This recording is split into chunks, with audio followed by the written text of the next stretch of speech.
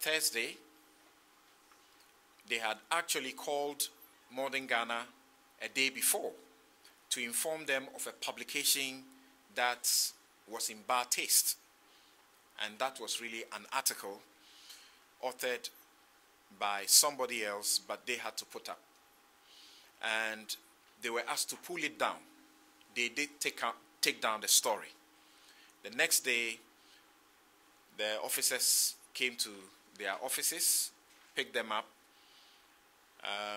took any gadgets they found around the place, their laptops and their phones, using black polythene bags, covered their faces and pushed them into their vehicle to drive them to a location so they would not be able to locate where exactly they were. And it was in the national security custody that they were interrogated. And according to their report, both journalists were assaulted. Yesterday, we took time to ask them repeatedly. Myself, for example, I asked each one of them not more than 3 times to confirm if indeed they were assaulted whilst they were in national security custody. And their answer was a constant yes. They took time to give the details of how they were assaulted, except that Ajafo appears to have received much of the criminal, unlawful, and unconstitutional attack on his person and the invasion of their privacy. So they took their laptops, of course, because they were in pain. You couldn't say, I won't give you my password. But the law is that they can take any gadget they find with you. The law allows them to do that, but they cannot have access to it except by an order of the court. Somehow, as they were assaulting them and forcing them, they had to give up and give the password, Brichum particularly. And they opened his laptop and found that he had Peace FM email opened.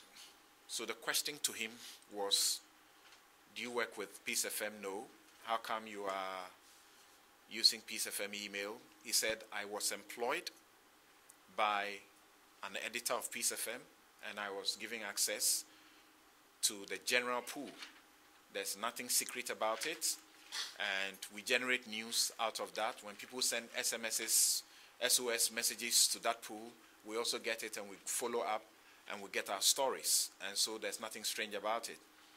They called the editor involved, and he confirmed that that is so. He had employed him and to work for him in a publication, and he gave it to him.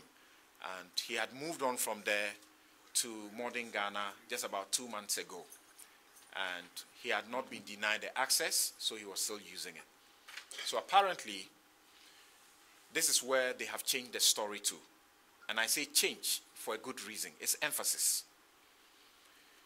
They went for them because of a second publication. That publication was a second, touching on the National Security Minister.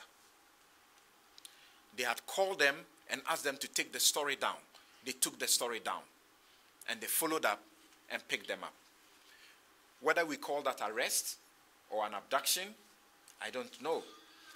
But more particularly, by my reading of the law, there are procedures that are to be followed in an arrest. Once those procedures are not followed, what will end up with might be an unlawful arrest or an abduction.